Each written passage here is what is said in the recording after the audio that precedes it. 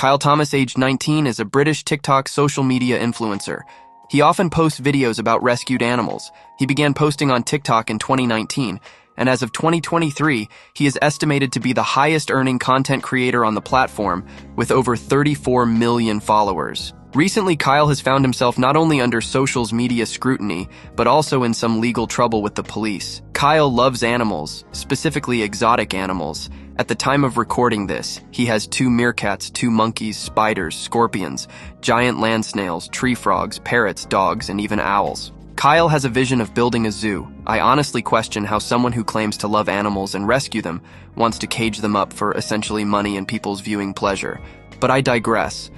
Kyle has been under fire for a while for how he treats his animals. His 2 meerkats enclosure is a hamster cage. He also treats his animals like props, often making videos with them with no regard for their safety. Like, just kidding, my new catchphrase is, I don't give a fuck!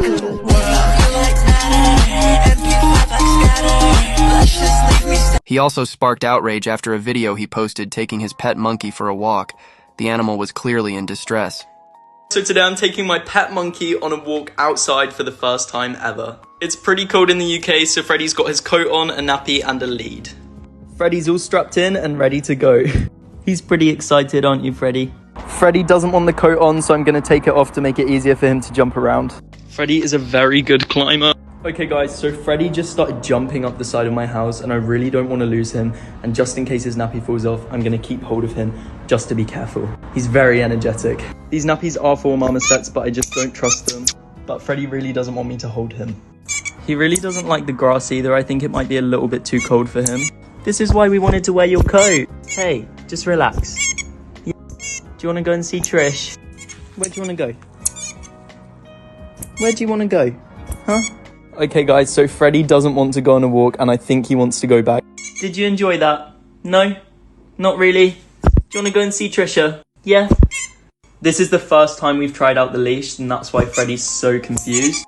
But we're going to keep trying and get him used to it and I'm sure he's going to be okay. I've been doing lots of research. Like I mentioned before, putting animals in enclosures that are too small seems to be a regular occurrence with Kyle. Here he puts 2 centipedes in an enclosure that is clearly too small. Here a reptile owner calls him out on this. Setting up an enclosure for my giant African millipedes. I'm just going to use this enclosure that I use for my frogs. I'm going to top the bottom with a really thick layer of bark. Okay, now we have a nice thick layer of bark. I'm going to completely moisten this as they will live on rotting wood. It's just, I'm not going to add any today, but I will do that like tomorrow. Lots of moisture. I'm just going to make sure it's all nice and soaked. Okay, now we've got a nice thick wet layer of like bark, and this really mimics what they'd live in naturally. I'm gonna add the millipedes and the rotting wood and stuff that they're already in. They're both in now and I'm sure they're gonna love their new home. I'll also be adding some food later, but I'll do videos on that. I love them. After all this, Kyle set his sights on a capybara called Elizabeth. He contacted an animal smuggler. Unfortunately for this animal, she died after having to be rushed to an emergency vet. Now I'm not saying the animal wasn't already sick when Kyle got her, but he kept her in a room under his stairs, which for someone who claims to love animals and want to help them seems a little brain dead to me. But that's just my opinion. The animal might have been sick, but Kyle didn't help the animal and probably only caused it more stress, resulting in seizures. He used the poor animal for content with no regard to their feelings. It's very obvious when you watch the videos. The animal doesn't want to be there, even in one video pushing itself against the wall to get as far away as possible from him. Kyle recently took to TikTok Live to explain the situation, where he cried and explained the animal was already sick, and that he was told wrong information regarding licensing and how to look after the animal. Who said that he's really reputable, and on his website he had zebras on there, he had capybaras on there, he had all of this, and I said to him one day, I said, hey, do you have capybaras? Are they tame? Do we need a license? Is it going to be, can it live with us, you know, for a while we wait for our house with the land, which was going through 2 weeks later?